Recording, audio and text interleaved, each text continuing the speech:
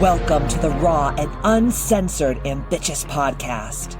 During our time here together, I will be instilling all of the strength, power, and determination you will need to use the very stones thrown at you to build your ultimate empire. We will redefine the word bitch from the derogatory to the acronym being in total control of herself. So let's adjust our crowns and prepare to live life ambitiously. Yeah, here I am, the original HBIC, Katie motherfucking Boyd. And on today's episode of the Ambitchious Podcast, you know I was saying, I'm unhinged, I'm dangerous, I am not the same as I was before, and you are going to see that over the next 10 more episodes of this season and beyond. And today's podcast is entitled, I am fucking crazy, but I am free. And everyone's like, what does that mean? Well, have you ever heard the Lana Del Rey song, Ride, right? And she's like singing, I'm tired of feeling like I'm fucking crazy. Remember this song? Well, there's a part of this song, and you probably have heard it on like TikTok, social media, or whatever. And she's like, I am fucking crazy, but I am free. And I'm like, yes, this is the whole entire vibe of the rest of 2026 and beyond.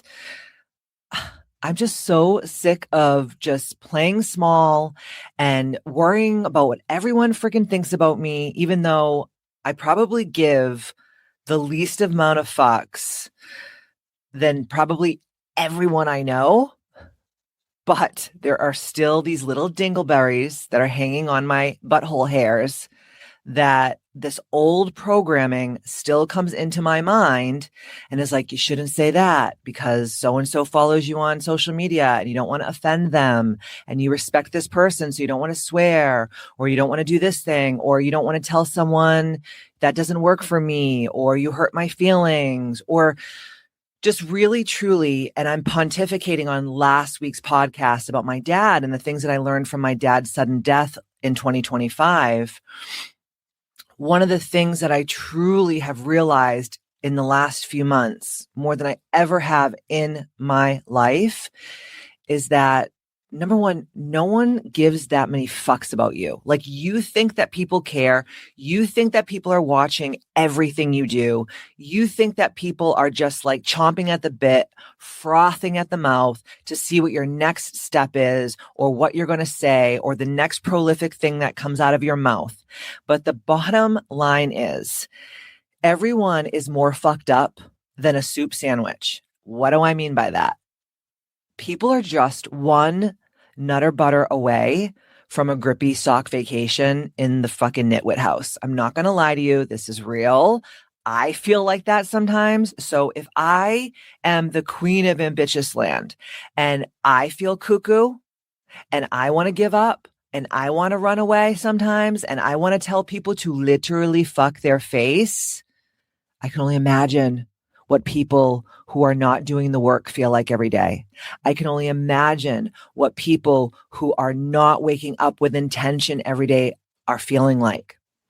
And lately, I have been going through, I think, one of the phases of grief. I know that grief is not linear. Grief happens differently for everyone at different times. I was just talking to my mom the other day. I talk to my mom every day on the phone, but I was just talking to her the other day about my dad, and she was getting her floors redone at their house. And she's like, oh, the flooring guys came today and I had to take all daddy's stuff out of the closet. And, you know, I'm trying to pack the bags quickly so they could start the floor, and I'm crying. And, you know, I thought this would be easier. And I'm like, Mom, you spent the last 50 some odd years with this man. And all of a sudden you saw him walk out of the house to go sit and have a cup of coffee in the sun. And then you never saw him walk back in the house again. You're probably going to have a little PTSD. You're probably going to have a little bit of a hard time. And grief is not linear. So people talk about the phases of grief, like, oh, first you're going to feel this way, then you're going to feel this way. That is not true. I have oscillated between anger, sadness, rage, I want to run away. I want to change my name. Like I have felt all the different things. And I think that what my mom is going through right now is she's actually starting to process the grief in real time. Because when someone passes away or you have a great loss and people are surrounding you, the thing that happens is you feel so supported and you get really distracted. So the pain is not as hard as it is when everyone thinks like, oh, she's okay. We can like go back to like our normal life. We don't have to check on her every day. We don't have to do all these things. I think that that's when grief hits you the hardest. I actually had someone call me yesterday. They wanted me to do something for them. They wanted to hire me for something. And I had said to her, the last time that we spoke, my dad had just passed away and it was a really difficult time. And, that I never heard back from you and da, da, da, da. And then she said to me, well, I've had a hard time too. Like I had to put my dog to sleep. And I'm like, now listen, I'm going to just say this right now. My dog means more to me than 99.9% of the population. I don't give a fuck if you're like, fuck her. She's a psychopath. That dog is my life. She's my bestie. I know what it feels like to have to put a dog to sleep. I know what it feels like to have that kind of loss, but you cannot compare a dog and your dad. I'm sorry. I don't care what anyone says. So in my head, I'm going like, I'm not doing anything for this bitch. Like if her brain thinks that way, like I don't care.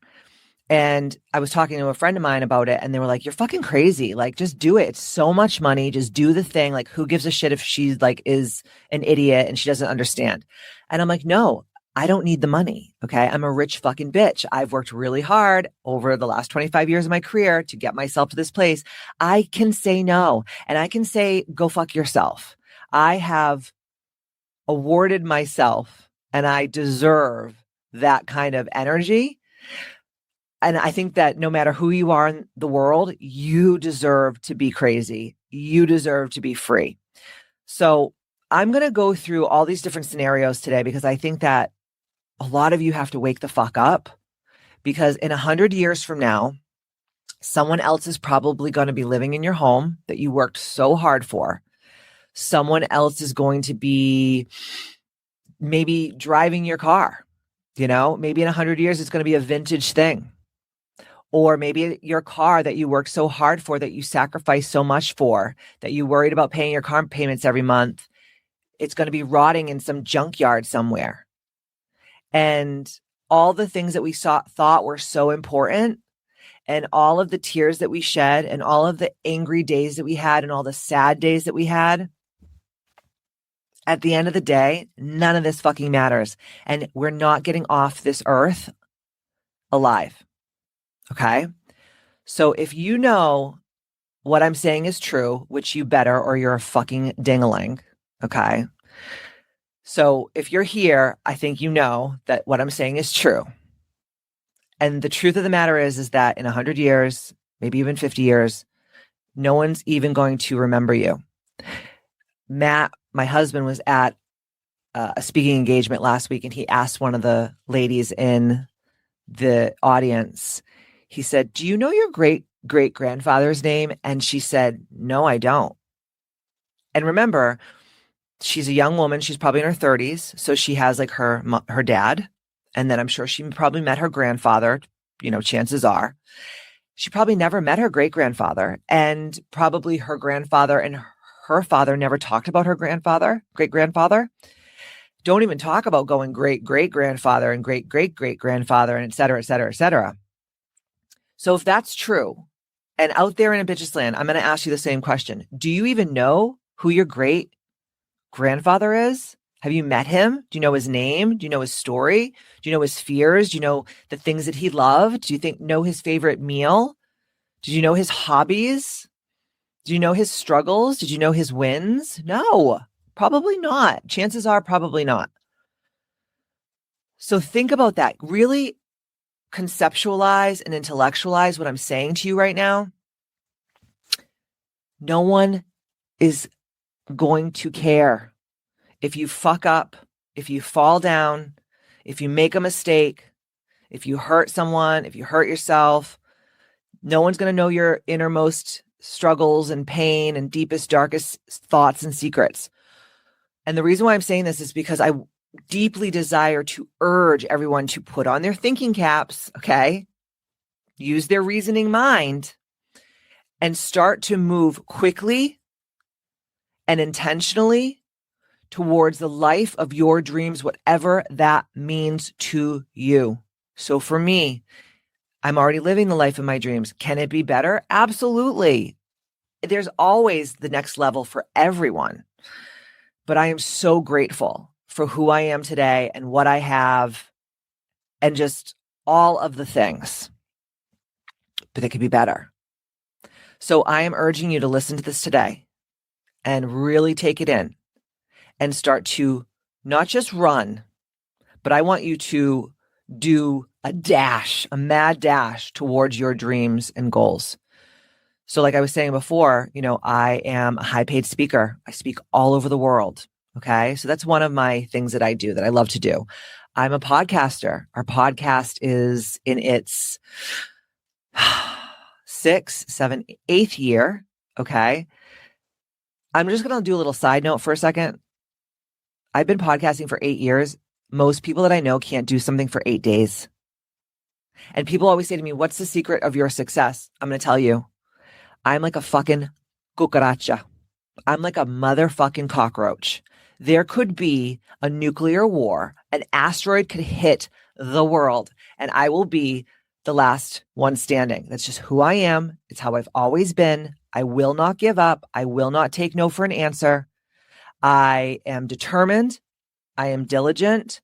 I may have days where I have to rest. I may have days where I'm angry and sad and not feeling so fresh and I have to take a break, but I will never retreat. I will never give up. And that is truly the only reason why I am successful. It's not about talent. It's not about privilege. Definitely not about privilege. Okay. It's not about talent. It's not about privilege. It's not being in the right place at the right time. It is just being a sick motherfucker and so out of my tits that I do not give a flying fuck what happens in my life. I will get back. I will dust myself off and I will go back. I am a war strategist. I am a warrior. I am a stoic. I am steadfast. And that is the only reason. Cross my heart, hope to die, stick a wiener in your eye. I pinky swear, promise you. This is the only reason why I'm successful.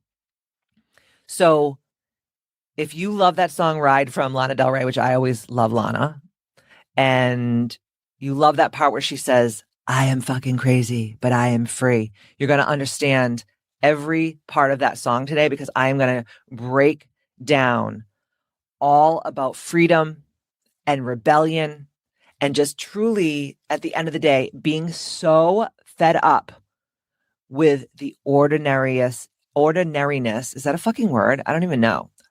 The ordinariness? I just made it up if it is. Whatever. Hooked on phonics worked for me. I'm just so fed up with that ordinary, mundane, Groundhog Day, hypnotic rhythm, drifter life. And if you are not right now, at this very moment, where you desire to be in your life, that could be with your, so let's talk about the 6 life makers in Ambitchious, right? That could be your spiritual, your relationships, your boundaries, your emotions, right? That is your health and wellness. That's your environment, who and what you surround yourself with. And last but not least, your finances and your money mindset and your business acumen.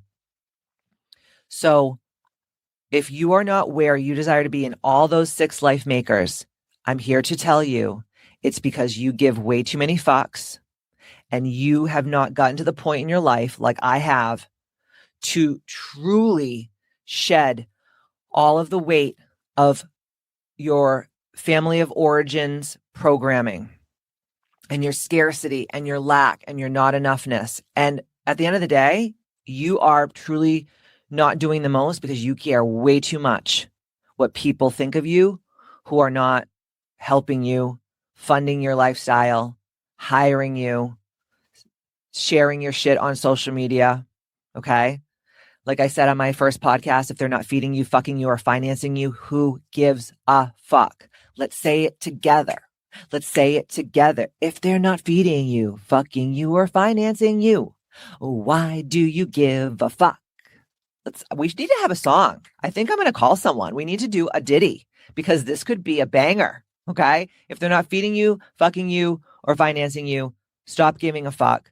Be fucking crazy. Be unhinged. Step into your power once and for all. Be the HBIC of your ambitious life, because at the end of the day, no one's coming to save you. And the people that I thought were going to be by my side when my dad passed away weren't there. And the people who showed up, I couldn't believe that they did what they did for me. I was so grateful. And I will not forget that for the rest of my life. Those are my ride or dies. And everyone else can go suck a big, fat, juicy cack. Seriously. I mean that. And that's why I said this podcast season is going to be unhinged. It's not going to be loud. It's not going to be too funny. It's going to really, truly be an unhinged, sick fuck, requiem for a dream energy. Okay? Except there's no double dildos. And if you know, you know. If you don't, I don't know what to tell you. It's a great movie. Go back and watch it. Okay. So today we're going to be talking about freedom. We're going to be talking about rebellion. We're going to be talking about sovereignty. We're going to be talking about how we should all be fed up with the mediocrity that has been our lives. Okay. And there's going to be people out there that are going to be like, well, my life is great. It's like, yeah, but is it? Is it great? Is it truly great? Is it everything that you ever dreamt of when you were a little girl and you had your little sticker album and you were putting your little Garbage Pail Kid stickers in your sticker album and you were putting your little, Barbie stickers and your Lisa Frank stickers and your scratch and sniff stickers in your little sticker album, and you were playing Barbies and you were making your Barbies scissor each other. I don't know if I was the only one that did that. And you were dreaming about your life, right? You were dreaming about Ken was going to come to your Barbie dream mansion and pull up in his Corvette, and he was going to take you on a date, and then like maybe Skipper and him and you will have a threesome or whatever. Like when you were dreaming as a little girl about your life, did you really think that your life was going to be doom scrolling social media for hours a day and burning yourself to an absolute crisp because you're lighting yourself on fire just to keep everyone else around you warm who doesn't deserve the fart out of your butthole? Did you think it was going to be boring?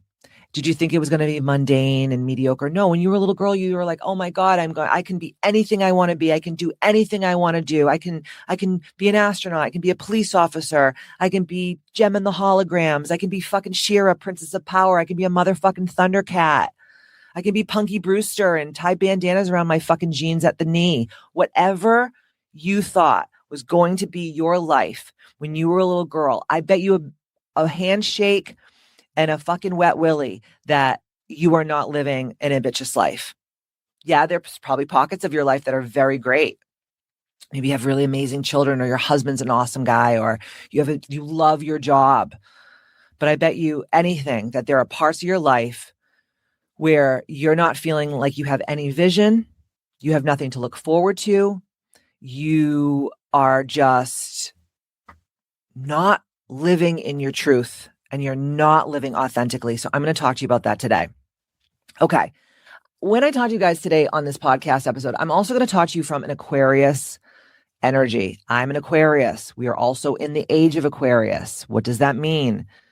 When we stepped into the Age of Aquarius, and we will be here for the next 2,500 years, give or take, we just left the Age of Pisces, which was kind of a drag, if you ask me. But now that we're in this Age of Aquarius, this is about breaking social conditioning.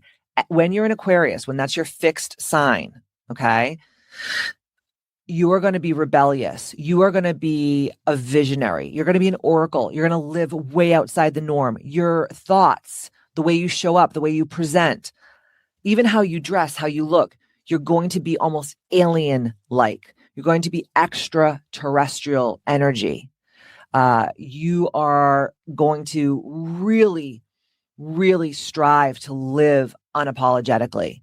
And we don't want to glamorize mental instability. Okay, that's not what I'm saying. Like, I'm fucking crazy, but I'm free. I'm not saying like I want to go to a cuckoo bin. What I'm saying is We have to just be a little bit off to live and thrive and grow and ascend and level up and scale in this three-dimensional world that our souls, let me remind you people, our souls came here to learn. Our souls came here to evolve. Evolution does not happen only with good. It mostly happens with bad, difficult, abrasive, and adverse experiences. Okay, so remember, nothing good comes from a comfort zone. And most of your best lessons that you've ever in your life had has come from not so fresh experiences, correct? So I'm also going to talk to you about being a humanitarian in all this. Something I noticed this week. So I'm recording this podcast a week early. It's the Tuesday before you're going to hear this podcast. And my podcast yesterday dropped all about my dad and Live Like You Were Dying and whatever. And I had so many people reach out to me and say, like, thank you so much for that podcast. It was absolutely amazing. It changed my mind. It helped me so much. I just went through loss. And I love it because I've been hearing, all these different stories from all these different people. And it's so funny because all the people who have shared my stuff, let's just say they screenshot the podcast, shared it on their Instagram stories or Facebook or TikTok, or they sent it via text to their friends and family and coworkers and colleagues. And they reached out to me and they're like, hey, I texted all my friends the link to your podcast. It was so good. Or on Instagram, they would tag me. So I knew that they were doing that for me. And I was so grateful. The people who are closest to me, the people who love me the most, and I'm going to be real, they don't fucking share anything of mine. A lot of my clients who adore me and I adore them and I will do anything for them, they didn't share my podcast.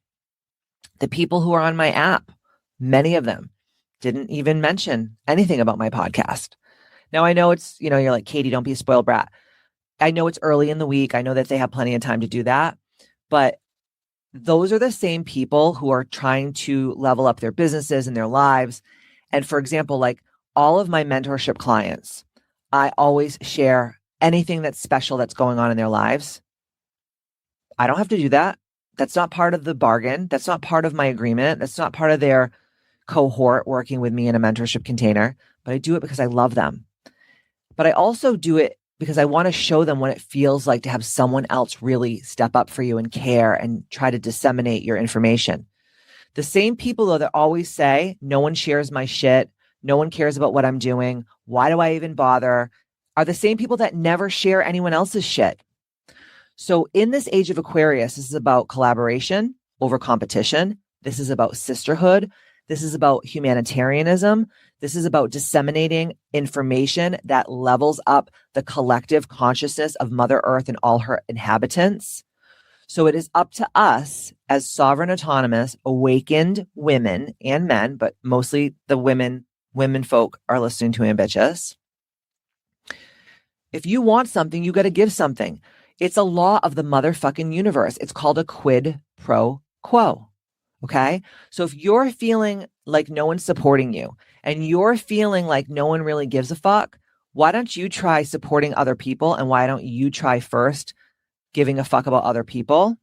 And then we'll have a conversation. Same thing.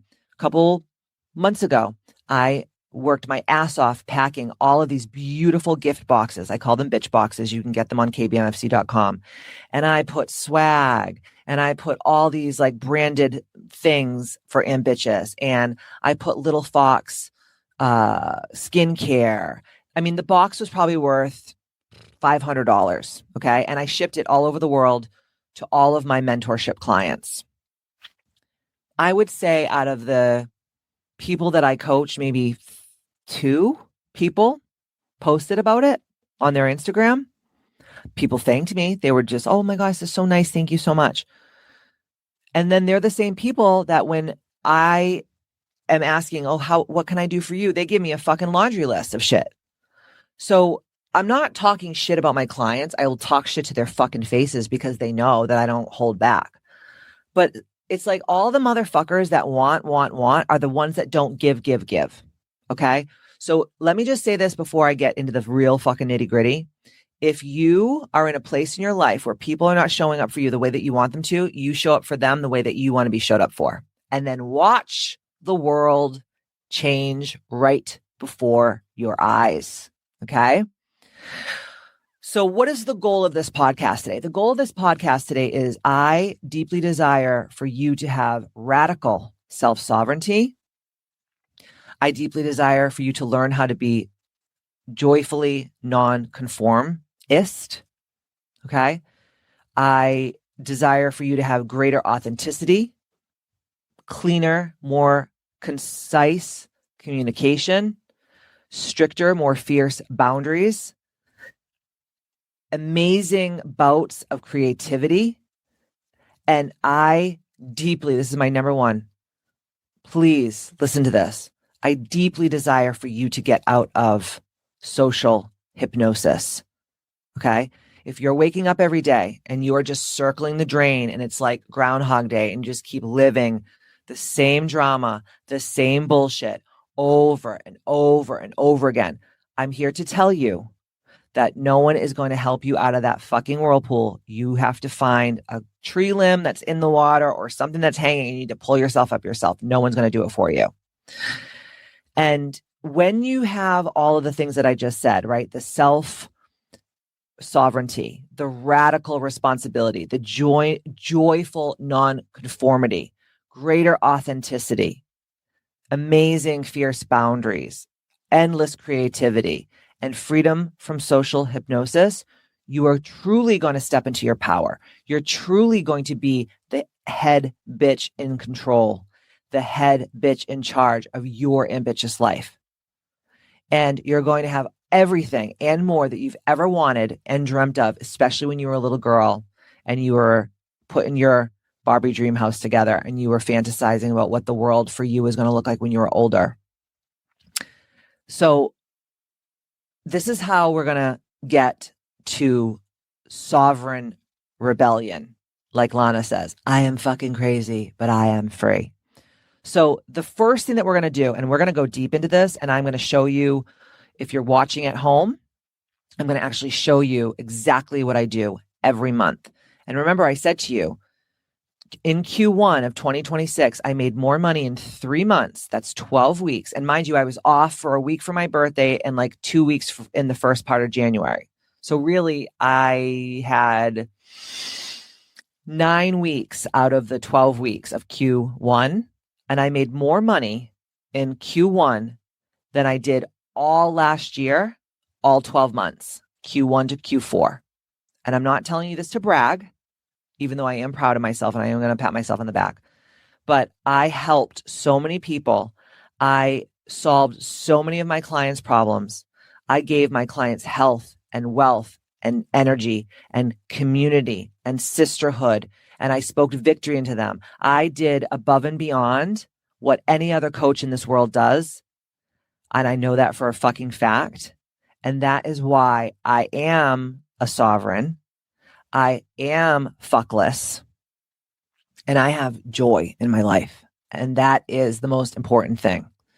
So the first thing we're going to do, and I want you to get out your notebooks and I want you to write this down. This is not a passive podcast. This is a fucking masterclass on how to be the best version of yourself. Okay? The best version of yourself. We are going to declare our intentions. Okay? So this is the first thing. We're going to choose our core desired feelings. That's number one. Then we're going to create mindset goals. So goals just for your mind, how you're thinking, presenting, and showing up in our three-dimensional reality matrix. Okay. Then we're going to use our 6 life makers in Ambitchious to make goals, very specific, concrete goals for each one of those 6 life makers. And then we're going to reverse engineer and say all the things that we must do to achieve those goals. Okay. So before we move on to number 2, I'm going to walk you through it one thing at a time. First of all, core desired feelings.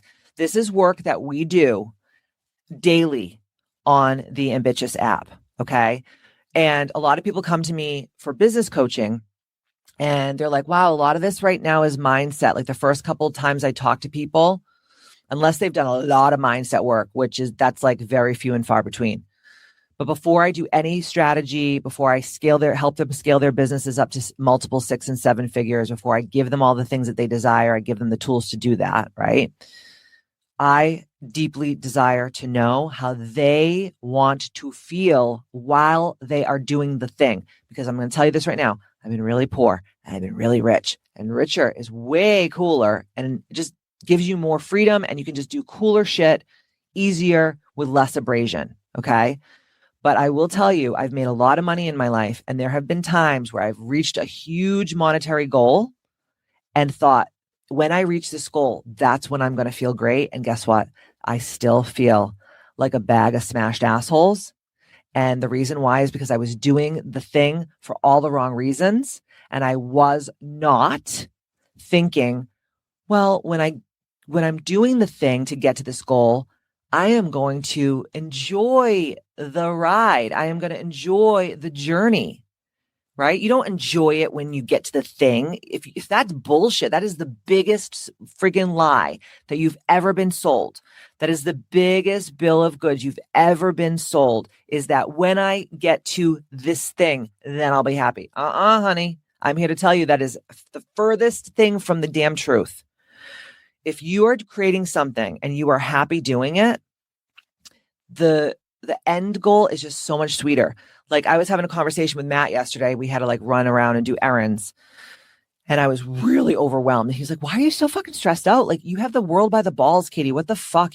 He's like, you're pissing me off. And I was like, I don't know. I just want everything to be perfect. And, I'm doing this renovation at my wellness center and, we're putting in a 5-person sauna and we're putting in an aesthetics and a bodywork room. And we're putting in a brand new waiting room with a full bar and tea and coffee and protein shakes and food delivery. And we're building a stage for like a DJ booth and movie nights and just like all this cool shit.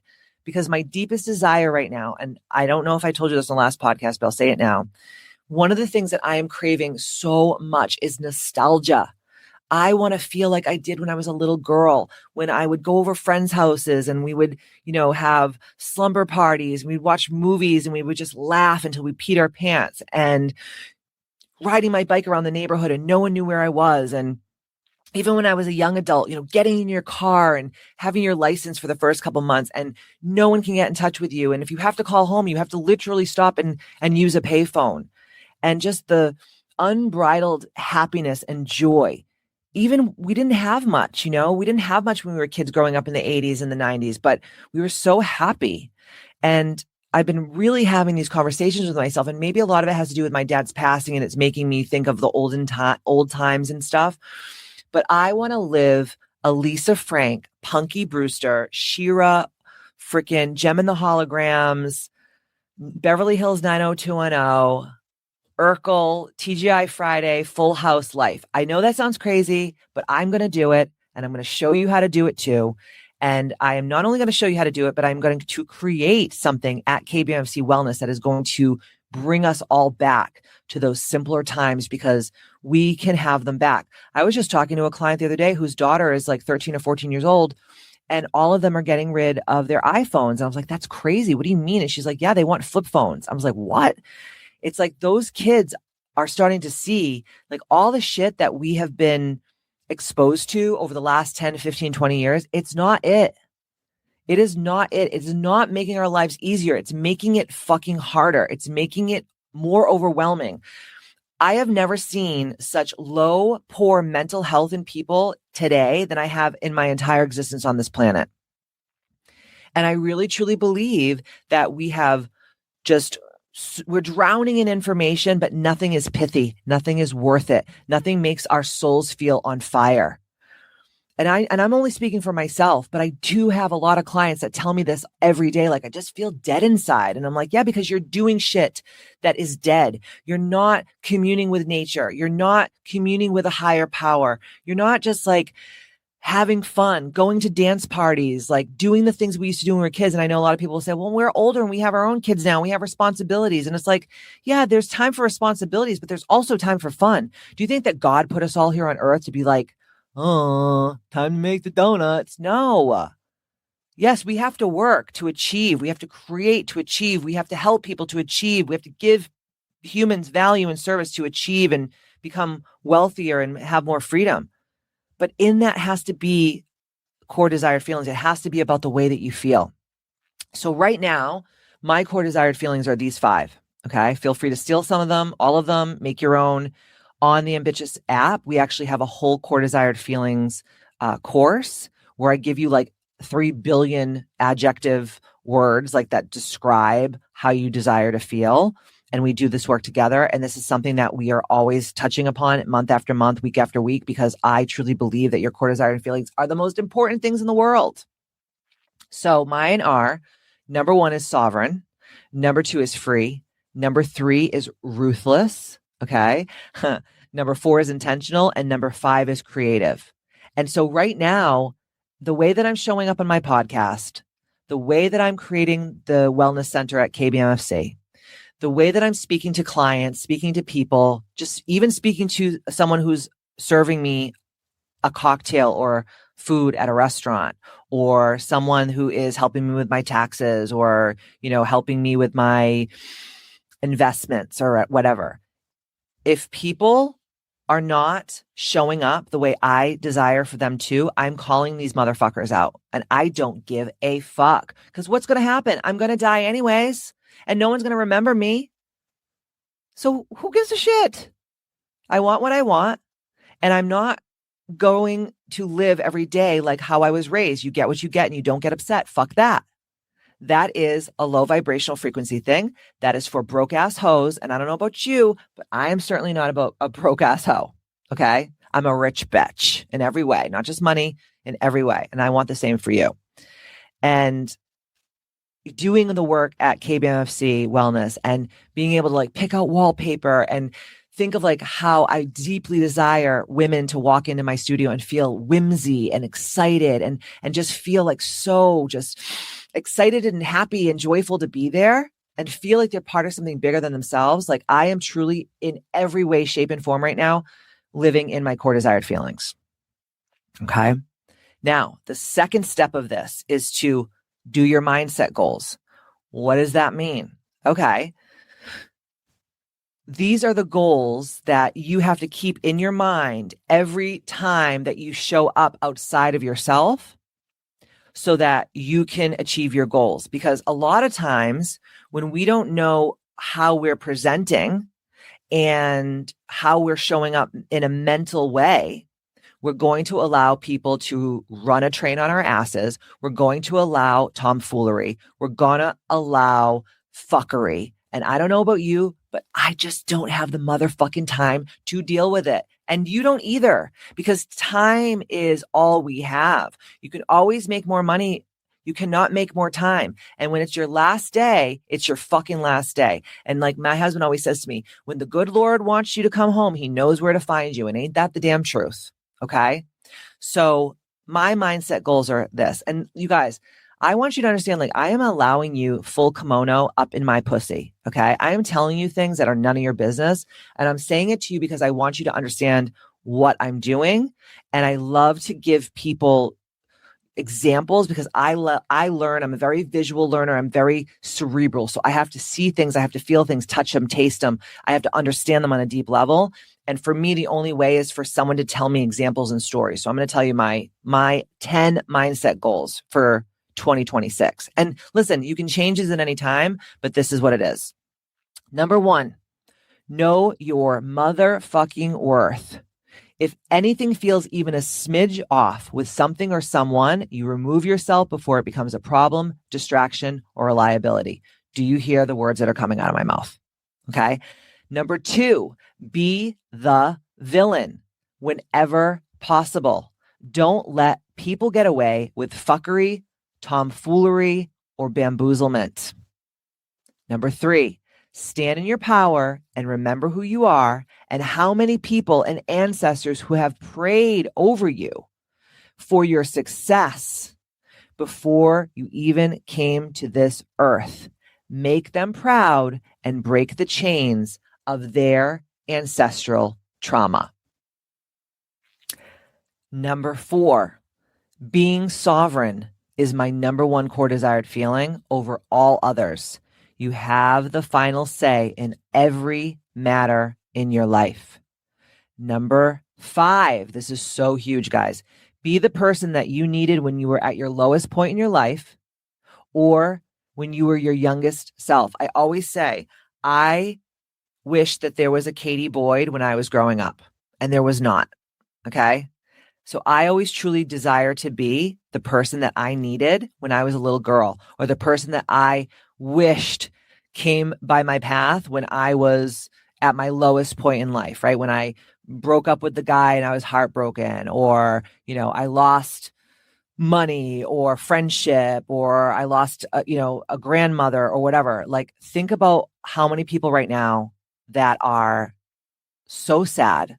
They're struggling every day. And why can't you be that person that you needed, right? That's so, so, so big. Number 6 is speak your truth on all occasions, even if it hurts someone's feelings, because the people who mind don't matter and the people who matter don't mind. Okay. I had a client yesterday text me because she was struggling with her H-8P program, and I just fucked her up. And she goes, "Thank you so much for just being so raw and real with me." And I was like, see this, but this is why this girl's going to achieve. This is why she's going to succeed, because she's not mad because I'm telling her she's being a dumb cunt. Okay. She's like, "Thank you for telling me. I appreciate you." And I'm like, "You're welcome." I hope you pay your bill this month. No, just kidding. But that is truly what it is. And I don't want to work with people who are like, "Katie said something mean to me." It's like, fuck you. Yeah, fuck you. You need more people to say mean shit to you. If more people said more mean shit to you, you wouldn't be such a dumb bitch. And I also think that people need to get knocked the fuck out.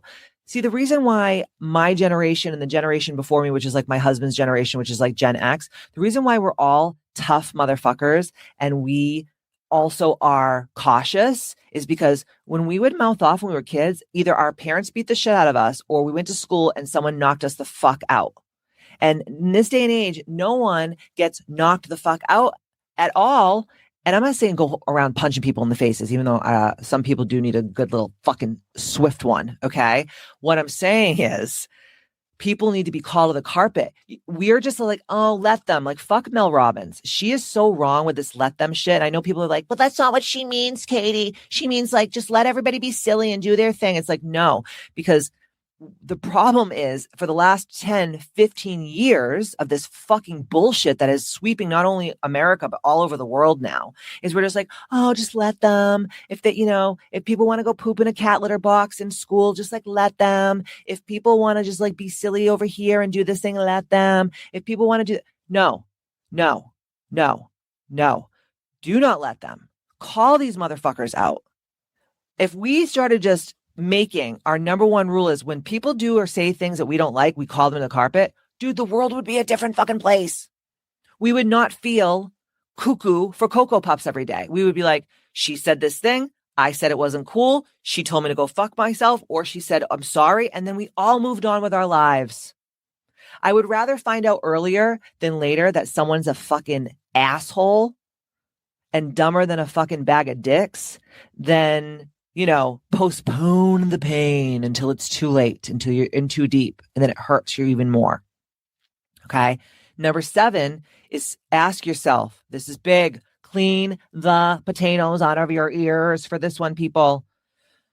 Ask yourself, are the things I'm about to do going to help me become the person that I know that I can be, that I desire to be? And if the answer is no, do not fucking do it. And that's not just like the things that I do. That's the thoughts that I think. That's the words that come out of my fucking pie hole. That is the deeds that I do. Thought, words, and deeds create your reality. Thought, words, and deeds create your reality. Okay. So everything you think, everything you say, and everything you do needs to be carefully monitored. Okay. And everything you do has to be getting you to the place that you desire to be, or helping you become the person that you know that you can be. Because if you're really being truthful and honest with yourself and you're not as successful as you think that you could be, I'm here to tell you the reason why you're not is because you care way more about doing and saying and helping people with their shit than you do with yours. You have some kind of martyr issue or some kind of a broken fucking neurological synapse firing disorder in your brain where you're just like, your brain is just jello fucking pudding sitting inside of your skull.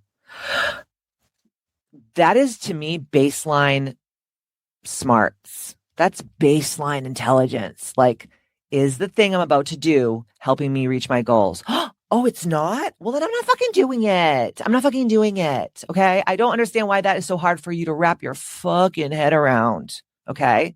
Wake up and smell the poontang. This is not working for you. This is why you're a broke ass hoe. That's why your life sucks. Your marriage sucks. Your kids are fucking dumb and ugly. You're a mouth breather. Your husband has a small pee-pee. Okay. This is why, because you're not using your fucking noodles. Number 8, lock the fuck in. Lock the fuck in. 0 distractions. Distractions are a waste of time.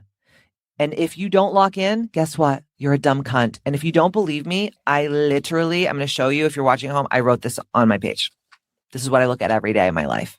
Do you see now why I'm the way I am? Do you see why I'm where I am in my life? Because every day when I go downstairs to my podcast studio or to my office, or I go to the studio, KBMC Wellness, and I look at my, next level ambitious, whatever, that is what I see every day.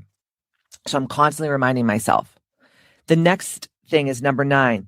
Remember, the time here on earth is fleeting, it's ephemeral, and it's transient. You are only here for a short time. Make it epic and make it iconic. Be the legend that you want to be, because at the end of the day, no one cares. No one's at home going like, oh, I hope that Katie can pay her mortgage this month. Oh, I hope that Katie can do that. No one gives a fuck. They actually want the opposite. They want me to fail. There's a lot of people out there that will look at me and go, oh, she's a cunt. I hope she fails. Guess what? Jealousy is a disease. Get well soon, bitch. Okay. If I was you and I was a broke ass hoe and I was dumb and my husband was stupid and had a small wiener and he didn't have a good job and, I didn't really have anything going for me in my life. And I was just hanging out with the same people from high school that talk about the same keg party. Like, remember when we were in the woods and we did that keg stand? It was fucking awesome. I'm like, bro, it was 35 fucking years ago. You haven't had a good night of your life since fucking 1999? Fuck. Okay. I would hate me too. I would hate me too if I was you, if I was a fucking lowlife. But guess what? There's people on here that love me and they're doing the most. And they just come here week after week to be inspired, to have the victory spoken into them, and also get a few laughs because, I like to have fun. And the last thing, number 10 of mindset goals. Okay. So remember, let's backtrack for a second. We did our core desired feelings. Now we're in our mindset goals. So this is the last one of mine. I urge you to make your own mindset goals for the next couple months as well, or the next year. Number 10, don't take advice from anyone with whom you wouldn't trade that area of your life with. So when someone talks to me about money, and I'm a 7-figure earner, okay? So when someone talks to me about money, they have to be making more money than me. If someone talks to me about money, they better really understand investments, okay? If someone talks to me about money, they have better been more successful than me. How fucking dare you give me advice about money? How dare you give me advice about my business? How dare you give me advice about anything that you don't know about? And a lot of people are walking around this earth giving their unsolicited opinions on shit that they know nothing about.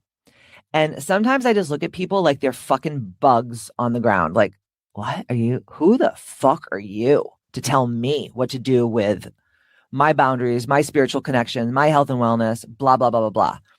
Fuck off. Only come to me if you are further ahead than me. And not many people are. So I don't really take much advice from anyone. Every so often, someone comes to me with something good and I appreciate it and I do take that advice. And listen, I'm not being a pompous bitch. What I'm saying to you is there's not a lot of people on this earth that are doing the most. There's not a lot of people on this earth that are very inspiring. Okay.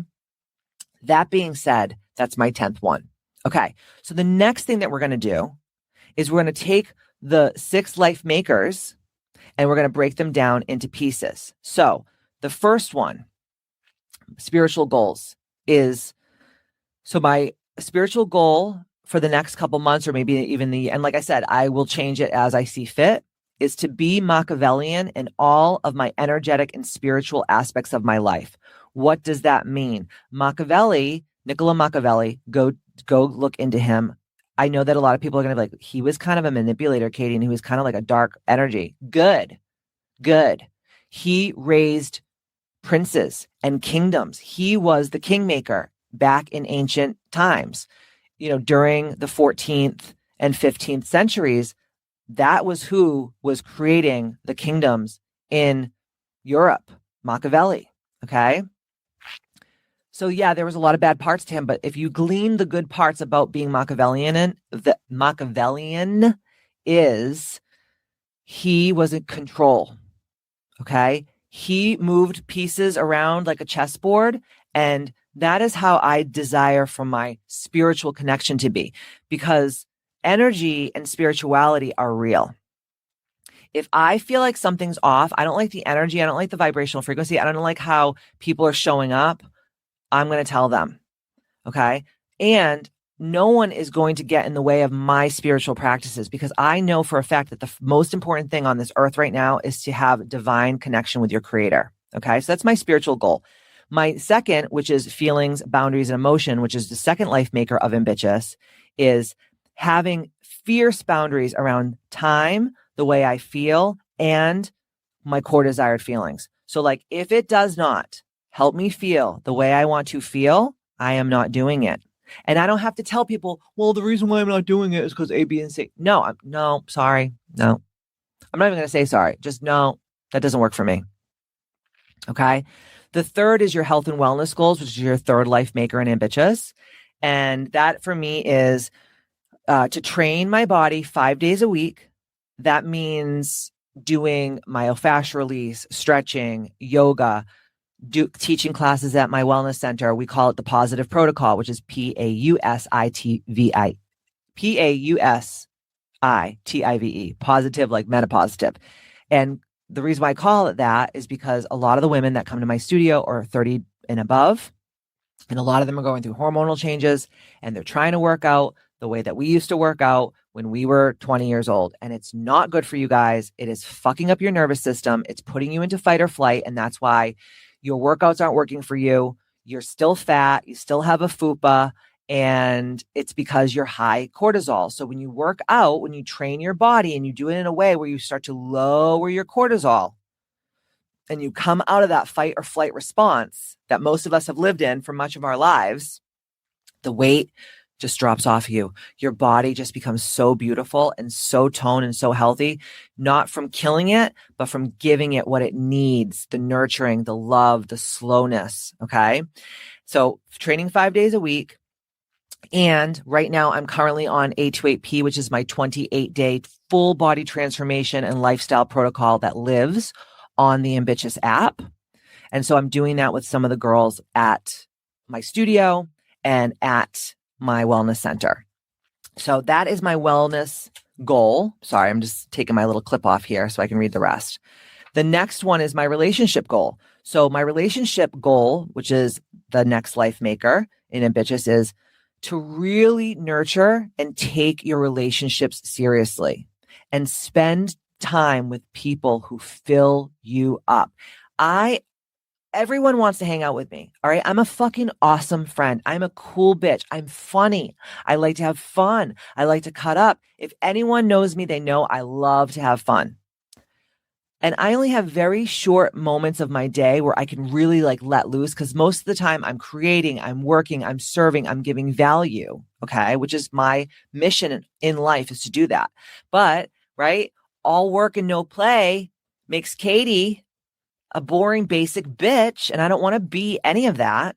So when I make time for fun, if what I'm doing is not making me feel like we're having fun, I'm not going out with you anymore. I'm just going to slowly pull away. It's not going to be this whole big fucking fist fight. I'm just going to really limit my time around you. And then you'll get the picture. And if you don't get the picture, I'm going to tell you, hey, the way you treated me the other day, I didn't like it. Or what you said to me the other day, I didn't like this. Okay.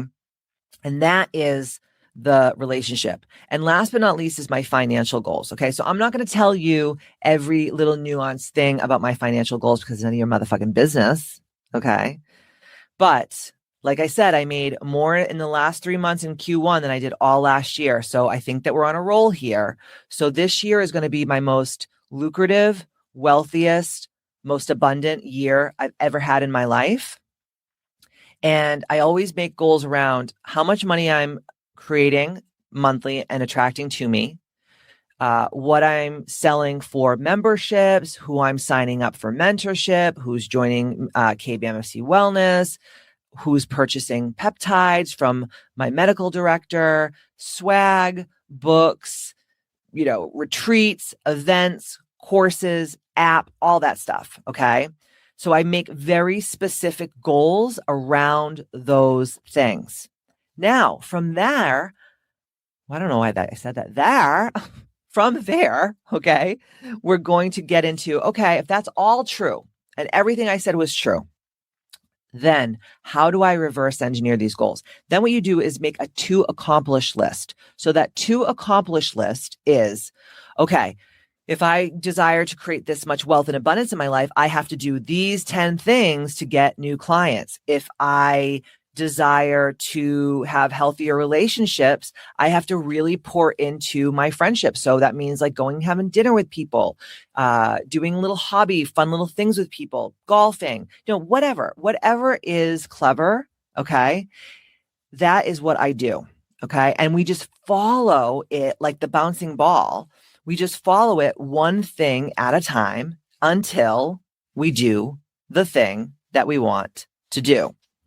Okay. I'm not going to ask if this makes sense because if it fucking doesn't make sense to you, you are literally so fucking stupid and I feel bad for you. Actually, I don't feel bad for you. I don't care. I don't think about you at all. Okay. So that was the first thing. So it's declaring intention and doing those 3 steps, right? Which is core desired feelings, creating your mindset goals, and then the 6 life makers. Okay. That's the first thing.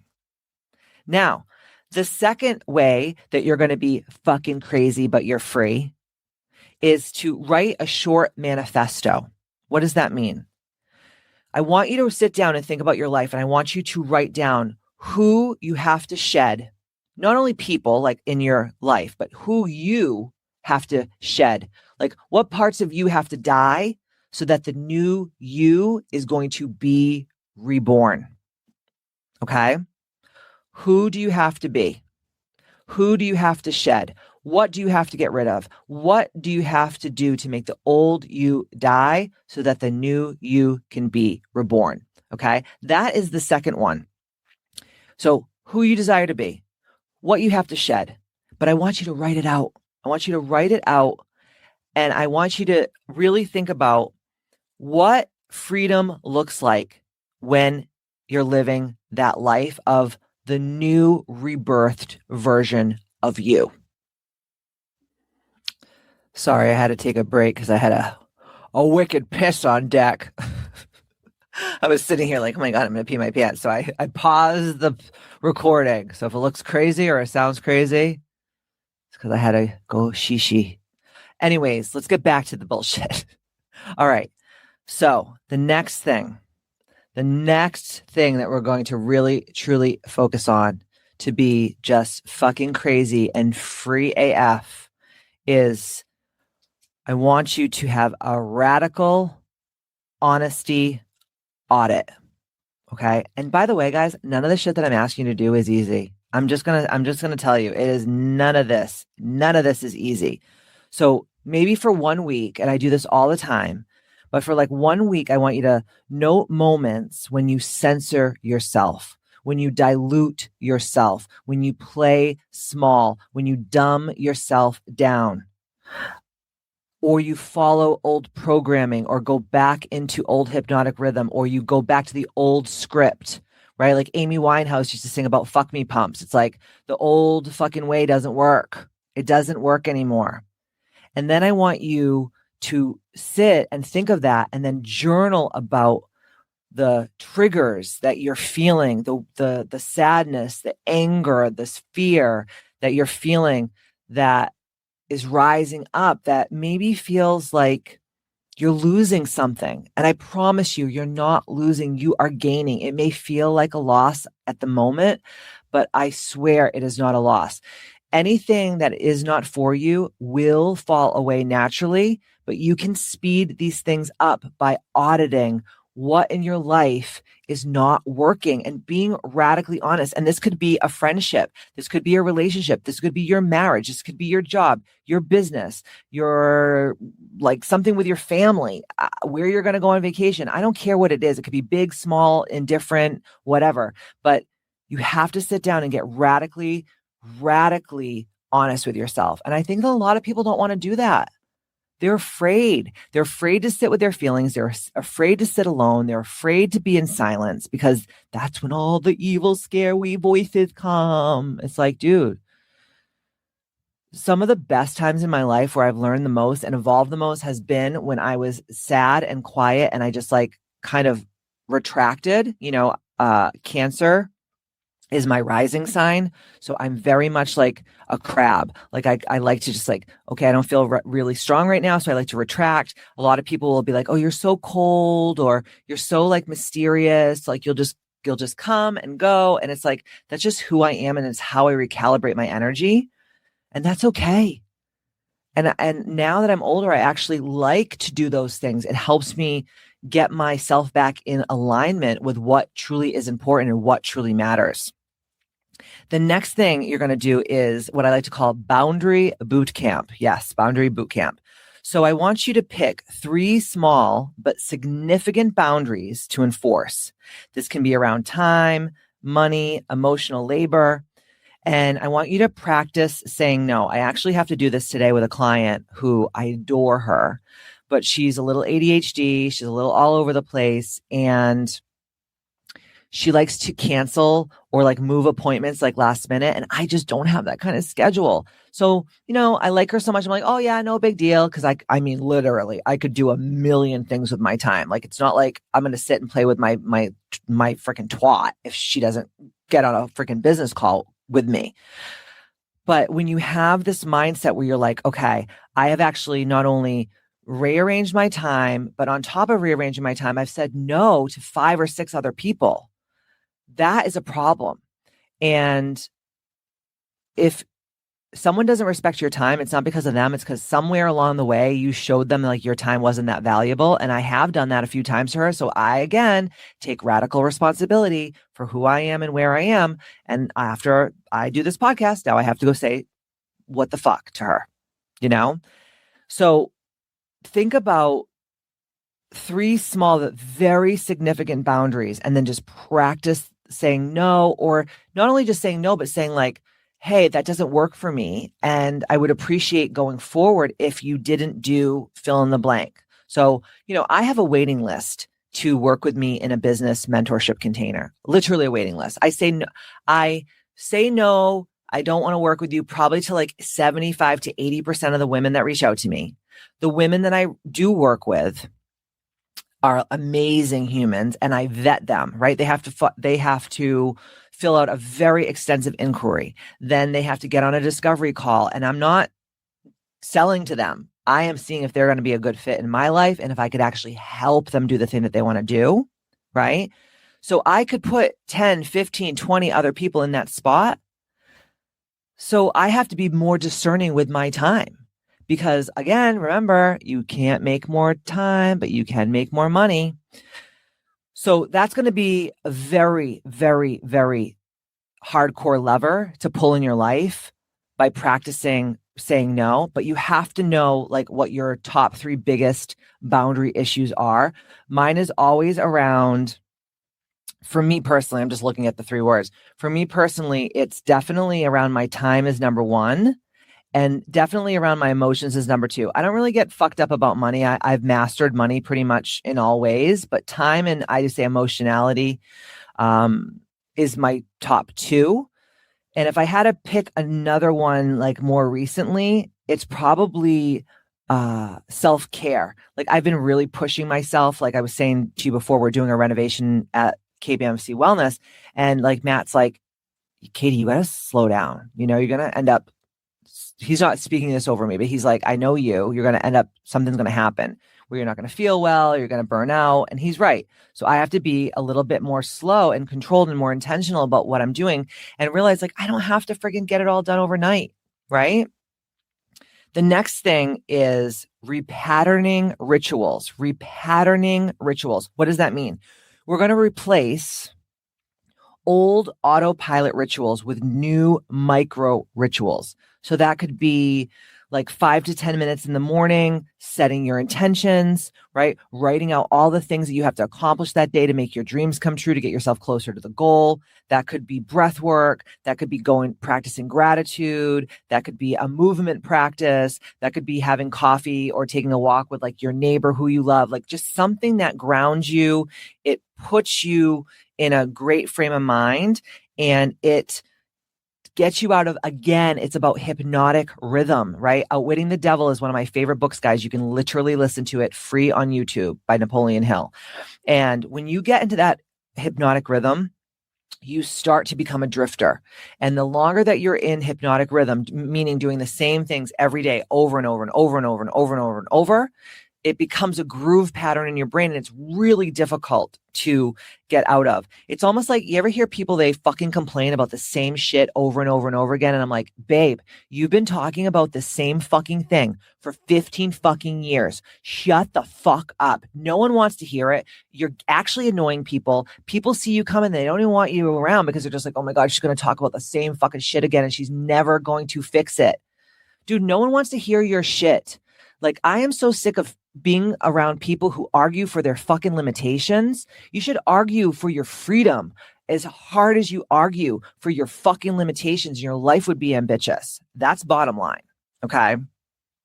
The next thing is we're going to have voice reclamation. What is voice reclamation? This is about a creative vocal practice. This could be singing.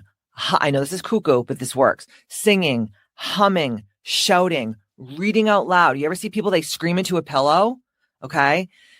This is going to help you break the chakra, because most of the clients that I've worked with, and myself included, even though I think you're like, oh, Katie's got a big mouth, she doesn't have any problems with her vocal cords or her chakra, but that's not even the truth. I have a hard time saying no to people. I have a hard time setting boundaries. I have a hard time sometimes calling people to the carpet too. You're not the only one out there that has that struggle.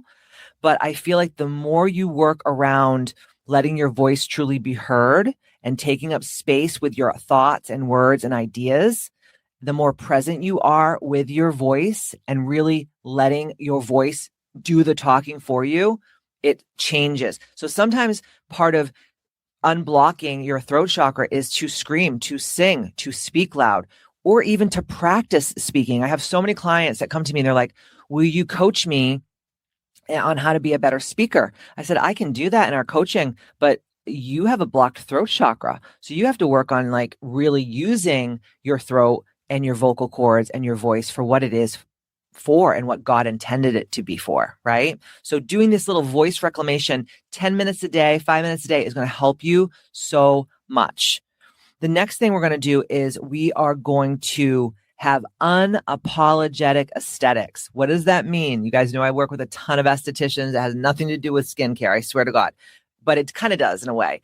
But unapologetic aesthetics, what does that mean? That is about redesigning at least one physical expression that you present to the world.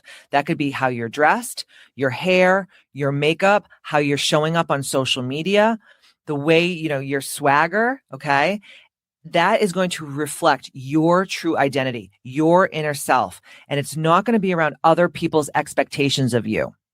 So this has a lot to do with, Lately, I have been working with Dr. Sazia on my Meno Reno. You guys know that Dr. Sazia is one of the podcast sponsors, first ever podcast sponsor for the Ambitchious Podcast. And she and I have been working together for over a year. I'm also her business coach, and I have watched her just turn into the most incredible aesthetics doctor. Yes, Dr. Sazia is a physician. She is a general physician full time, and then she has her aesthetic practice, Numi Aesthetics in Windham or Wyndham, however you want to say, if you're old school or new school, New Hampshire. And she also does virtual consultations. But she and I have been creating this Meno Reno for the last couple of months. And so me personally, I'm working with her, on my skincare and on lasers and filler and reshaping the things that, I'm insecure about. You guys know that one of my things is I have a little bit of a weak chin. And a couple months ago, I did this eye laser with her, and it's so cool because they numb you and then they put a little tiny nick in your chin, or they can do it pretty much over the whole body. I just saw someone getting their arms, like the little bingo wings of their arms done. They can do your love handles, your hips, your inner thighs, like you name it. She can do any of it. But I told her, I said, one of the things that I'm most insecure about is my chin. And no matter how thin I get, I always have a very weak chin. It's not pronounced. And it just makes me feel so insecure, especially being on television, being a public speaker, being a public figure, having to show my face on social media, in person, on the podcast. It's just always been something that's very insecure. And she's like, Katie, I'm going to fix it for you. And pretty much they bake this little thing in your chin and they go in with this laser. And the first laser literally liquefies the fat. And then the second laser that she puts in tightens the skin. And I really swear to God, I didn't believe it. You know me, I'll try anything once. I did not believe that was possible. And then after a couple of weeks, I started to see the swelling go down. And now I'm a couple months after that procedure. And I am so happy with the way that my chin looks, the way that my skin is. We do a little filler. I've had a little bit of filler in my chin, nothing crazy. I don't have filler anywhere else. I don't have my lips done. I don't have any filler in my face. I've just been doing Botox, neurotoxin. Everyone calls Botox. Botox is not Botox. It's neurotoxin. But I've been getting it in my forehead for years. And between, doing the lasers with Dr. Sazia and, really working on my health and wellness. And then on top of that, how I want to show up. So I'm really into Art Deco and old school, Hollywood glam. And that is kind of how I want to present most times. But I also, I have that little gangster Portuguese Italian type of side to me. So I love a good Adidas tracksuit. I just want to be a little goth, a little glam. That's just who I am. And I'm so sick of trying to be what I think other people want me to be.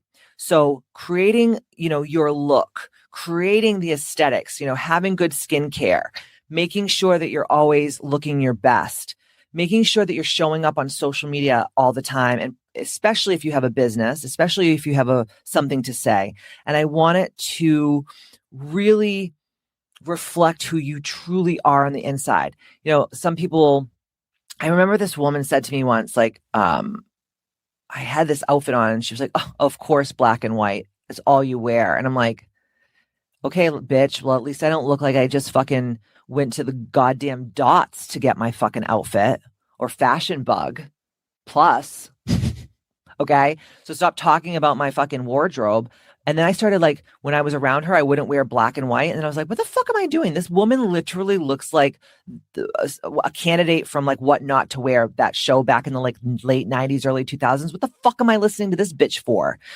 She has to have Garanimals put her fucking outfits together. So why I'm saying this is we listen to what other people say about us, and then we start to change ourselves to make them happy. And it's listen, if you don't like me, don't fucking look. Because I like me and I love the way I look. And I worked really hard between taking my peptides and fasting and working out every day and lifting and stretching and, always keeping up on the latest stuff with skin and hair and just fashion. It's a lot of work. But I've also noticed too that people just don't give a fuck about the way they look anymore. I mean, you go to the airport and I'm getting on a first class flight to Dubai on Emirates and people are in SpongeBob SquarePants pajamas. I'm like, what the hell happened to the good old days where people had respect for themselves and they dressed up? Like, it's not cute, guys. And I own a wellness center. I'm always in gym clothes, but even my gym clothes are cute. Like, stop looking like a trash bag and start trying a little bit harder and watch like everyone start to treat you differently. Okay. Seriously. The next thing is we're going to have controlled risk taking. Why controlled? Because sometimes I think people are too risky and it's not healthy. So I like to say controlled risk taking. So this is about scheduling safe, but scary action. So this could be like if you have a problem with your throat chakra and you have a problem presenting, or speaking in public, go to a open mic night and perform. Or take a trip all by yourself to a country that you've never been before. Extra points if they don't speak your language. Or create some spontaneous art or do something beautiful in your home that's just whimsical. And that will expand your tolerance for uncertainty. Because I think that people get so addicted to having certainty in their lives that they don't leave room for excitement. I was talking to one of my mentorship clients. Her name is Natasha Bennett. We call her Tosh. And she lives in Australia and I adore her. She's one of my, I hate to say it, but she's like one of my favorite clients I've ever had in my life. She's just so amazing. And I was saying to her the other day, we were on the phone talking for business. And I always say to her, girl, you need to leave a little room for the Holy Ghost. And what that means is, I always tell the story is, remember back in the day, like I went to Catholic school and back in the day, you'd go to like these dances and you'd dance with a boy and you would like, do a slow dance and the nuns or whatever would come over and be like, you need to leave a little room for the Holy Ghost, which means like, get his boner away from your little vagina that hasn't even like had her period yet. You know what I'm saying? Stop grinding, leave a little room for the Holy Ghost. And I say that now as an adult, like meaning leave a little room for the Holy Ghost for joy, creativity, spontaneity. It doesn't always have to be like, I feel safe because I am certain about everything in my life. That's fucking boring. Like, yes, we have to have uncertainty and certainty to have a fulfilling, safe, special, joyful life, right? And then we're going to next values first decision matrix. What does that mean? That means that anything that does not align with my sovereignty, with my honesty, with my joy, does not belong. Okay? The next thing is we're going to have communion of dissent. What does that mean? Okay, so that means find or form 3 to 5 people who are going to be in your life every day and who are going to show up, that are going to honor your evolution and challenge your humanness. Okay? And this is about replacing codependency and even worse, codependent enmeshment with a chosen tribe and chosen community accountability. So when you have like this cohort and, right now it's a couple of women who I really, really, really adore. And they don't all live near me. They're from all over the world. But I know that if I call that person, like when my dad passed away, they were going to be right there for me. If I had something happen to me horrible, they would be right there for me. Or they're the ones that are going to share my podcast. They're the ones that are going to tell people about, I have this friend, she's so amazing, you should go to her. And I'm going to do the same thing for them. And it's easy and it's kind and loving and supportive.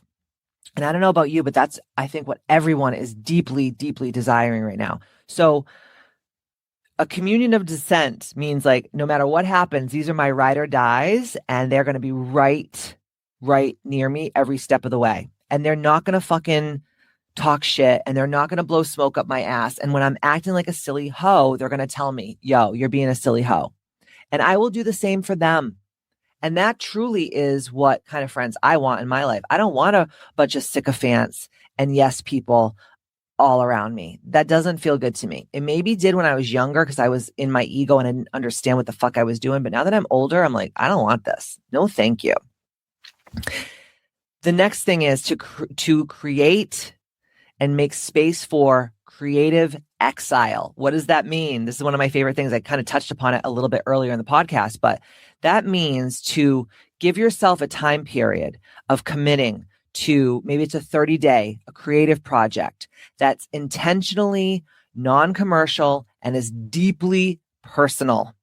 Okay. This could be, going off grid and starting your own podcast, or doing what I'm doing right now with my renovation at KBMFC is like, hey, if I'm not working on the things that I'm already working on, I'm at the studio and I'm creating and I'm building and I'm buying all the things that I need, and I am making mood boards and I'm testing out different, shades of paint and flooring and looks, and really thinking about how I deeply desire for the clients who come in and the community that comes into my wellness center to feel, right? Or it could just be like, yo, I'm going monk mode for the next 30 days because I'm a fat piece of shit and I need to do H2AP, or I need to work out and really focus on that. Or I have a project at work that I got to hammer out because I'm going to get this raise or I'm going to get this promotion. Sometimes, if not all the times, I mean, think about our Lord Jesus Christ when he was in the throes of just so much just confusion and just anxiety. He went to the desert for 40 days and 40 nights, and that's where the devil tempted him, but he came out triumphant. And I think that we are so afraid of going off grid and people forgetting about us that we won't do it. And we just keep ourselves in this never ending flow of same shits every day. And I'm telling you right now that every time that I've just pulled away from society and just focused and locked in and hammered down on the project that I'm doing, that's what made me the most successful, created the most wealth and abundance and the most happiness in my life. And I really felt like I created something that was really worthy of this world. The next thing is we are going to reframe failures as data. So many people who fuck up and fail, they're like, I'm a loser. This is just who I am. Nothing good ever happens to me. Like they have this like loop of these words that they say that aren't really true. And most of them are not even their own words. They're learned from their family of origin, right? So we need to develop a post-action 3-question template. And I do this every month. So every failure I have, I say, what happened? What did I learn? And what's next? What happened? What did I learn? What's next? And we repeat that to build our resilience, right? So if something happened in your life that is a failure, like let's just say you have to claim bankruptcy. You have to say, okay, what happened? I had to claim bankruptcy. Why? Because I was being a silly hoe with my credit cards, or I was, not making enough money and I was taking out loans, whatever. I don't know what it was for the person that went bankrupt, but you know that you were being a silly bitch with money, right? Okay, what did I learn? I learned that you don't use credit cards for this reason. I learned if you don't have the cash, don't fucking buy it. I see all these girls that I know and women who are like, oh, I bought this Hermes Birkin bag or this 5mm Chanel bag and blah, blah, blah. And I'm like, well, how much did that cost? And they're like $50,000. And I'm like, babe, if I put $50,000 into the S&P 500 stock accounts, you'd have $1 million probably within 7 to 8 years, maybe a little bit more, depending on what else you put in there. Okay. No, go buy a Birkin bag that people are going to think is fake anyways, because unless you live in Beverly Hills or Coconut Grove in Miami or, the Upper East Side in Manhattan, no real normal podunk bitches like me are walking around with Birkin bags. And might I add, I've had all of that expensive shit. I've had the Chanel and the Louboutin, the Louis Vuitton and all the shit. And guess what? I think it's a total fucking waste. The older that I get, the more I kind of look down. To me, it's like broke ass hoe energy. And remember, if everyone can buy it, it's not special. You know what's special now? I'm going to go off on a tangent, but you know what's really special now? You know what's like the new rich? Health, being in shape, looking good for your age, right? Being able to stay home in the middle of the day and give your husband a blowjob and go out to lunch. Okay. Or wake up without an alarm. That's the new rich. And guess what? A lot of you would have all those things if you weren't just buying a bunch of shit to impress people who don't fucking like you and that you don't like either, just for Instagram. Okay. So committing to the fact that you have to reframe failure as data and really start learning from your mistakes and your fuck ups, to me is like the ultimate, not only intellectual quotient, IQ, but emotional quotient, EQ. I talk about this on a podcast a million years ago. If you haven't listened to it, go back and listen to it. Now, the next thing is maintenance. It's all about sovereign check-ins. So this could be a monthly ritual to reassess your manifesto, right? That we talked about when we first started our podcast today. This could be a monthly ritual to check on your boundaries or how much energy you have for social outputs.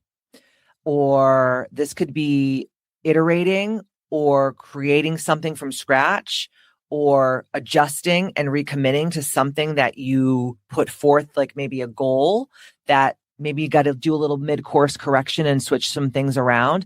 But you have to have these little monthly rituals to check in. I do it on the paper that I showed you guys earlier in the podcast. You know, I put all my things down that I have to do to get me to the place. And then every day I go in and say, like, does this still feel in alignment with who I am and where I'm going? And sometimes I just take things and I scratch them totally off my list because I'm like, I thought that was going to be important, but it's actually not important. And it's not going to be important probably ever. So why am I going to go and do things that aren't really worth my while and are not going to move the needle forward, right? So before we recap, and I want to give you a little bit more of an Aquarian energetic overlay to this whole entire podcast about I am fucking crazy, but I am free, is, again, I just want to talk about Dr. Sazia. She's our podcast sponsor, and she is absolutely incredible. I hope that you guys come on the journey with us for the Meno Reno, because we have been documenting it every step of the way. And I want you to actually see like where I started and where I'm headed. And I want you to see like the full grand picture of how she and I working together on our anti-aging treatments and our body sculpting and our skin rejuvenation and weight management and hormone replacement therapy care, especially if you're over the ages of 30 to 35. So if you are in that realm, I bet you $1 million, your hormones are starting to decline and you're getting ready to go through perimenopause. And you may be listening to this podcast, you may be already deep into it. Your body may be getting ready for menopause. So do not listen to any doctor or physician that says this is just the way it is. You're just at that age and you just have to grin and bear it. No, with modern medicine and all of the different treatments, especially that Dr. Sazia provides, you should not only be surviving this time in your life, but you should be thriving. And I feel like I have never felt better. Seriously, guys, I've never felt better in my entire life than I have right now. And it's all because of Dr. Sazia. So if you reach out to Dr. Sazia for your free virtual or in-person consultation and you mention the Ambitchious Podcast, you are going to get 15% off your first service. And I'm telling you guys, she has a membership program that is so genius. So every month you pay a membership at Numi Aesthetics, and whatever you don't use, it just rolls over to the next month. So like, let's just say you're like, oh, I really want to get lip filler. And let's just say it's $600. Well, if your membership is $200 a month, in 3 months of paying that, you can get your lip filler. And it's like you didn't even pay for it because you've just been banking that money in the membership bank at Numi Aesthetics. So I love Dr. Sazia. She's going to be coming on the podcast very soon. So stay tuned for that. And then follow along on my social media and also on Numi Aesthetics social media for all of our Meno Reno stuff that's going to be coming down the pipeline very soon. Okay. So how do we use this Aquarian energy to kind of wrap this up in a little bit of a bow, right? So remember, always vision first, right? Aquarians are the visionaries. We want to aim for future focused goals that serve not only you, but a wider collective. So it could be a community, a cohort, colleagues, coworkers, friends, family members, etc. Aquarians are very detached. And it's not that we don't have really deep feelings. Like I probably have more emotionality than most people I know. We just don't show it on the outside because we internalize. And we're very much in our heads and we're like living a lot outside of our physical bodies. So practicing detachment during all of this, being fucking crazy but free, is about cultivating emotional objectivity. So choices arise from principle and not from fear of approval. Okay. That is so huge, guys. And there's something that I constantly work on daily. The next thing is radical curiosity. Aquarians are, like I said, they're extraterrestrials. They want to probe your ass. They want to know every little nuanced thing about you. And they love to experiment. You know, they call Aquarians the scientists of the zodiac. And we love to experiment with countercultural ideas. We love to experiment with tech and art and philosophy and beauty and history. And that's going to help you during this phase expand your perspective on the world, on yourself, on your relationships, and all the things that we talk about in Ambitchious. I also want you to think about having that humanitarian access, that put that little humanitarian spin on everything you do, really asking yourself, like, yes, I know that this is going to benefit me, but is it also going to benefit the collective? Is it going to benefit the person that I'm working with? And if you can pair rebellion and that rebellious, no fucks given, crazy, fancy free nature with contribution, your freedom is going to be exponential. So if you ask yourself, how does my freedom, how does my abundance, how does my enoughness increase others' freedom, abundance, and enoughness? And last but not least, like we said, how you're presenting yourself. Aquarians, like if you see an Aquarian, we dress weird. Our makeup is weird. We even look kind of strange. We have like very strange aspects to the way that we look. We definitely don't look like other people. I don't know if you've noticed, but all the women that I know are walking around, they all look the same. Like everyone looks like a Instagram filter or like one of the Kardashians or Jenners or whatever the fuck. And I was looking at pictures of high school and college the other day and like in the early 2000s. And I was like, wow, we all looked like different people. Everyone had like their own look, their own hair color, their own like facial features and structures. Everyone dressed a little bit different and presented a little bit different. Now everyone just looks the fucking same, you know? And I really think that we need to think about how we're presenting, think about our aesthetics, and also language to signal difference and attract your true tribe. On last week's podcast, remember, I said, I want to be so polarizing. I want people to either love me or I want them to fucking want to punch me in the face.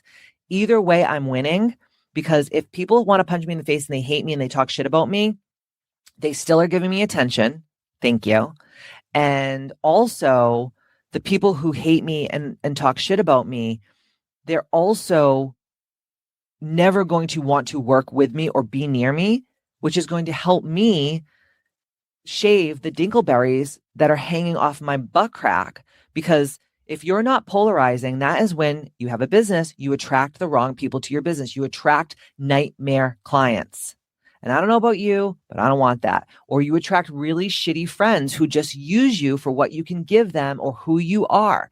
And I deeply desire, in this new next fresh phase of my life, is to really solidify my ride or dies in every way, shape, and form. I hope and pray that this podcast really resonated with you today. And if it did, please share this on all of your platforms. Tag me on Instagram, tag me on Facebook, send it to all your people, email it to them, text message it to them, send them the copy of the link to listen to this podcast wherever you listen to your podcast or wherever they consume podcasts. And I just really feel deeply about the more that we share these types of messages, the better our world will be. It's really funny how so many people follow each other on social media and try to support each other that are friends and close to each other, but then never will share anything or help them. but then you'll share total fucking stranger shit online. That doesn't clock to me. It just doesn't make sense.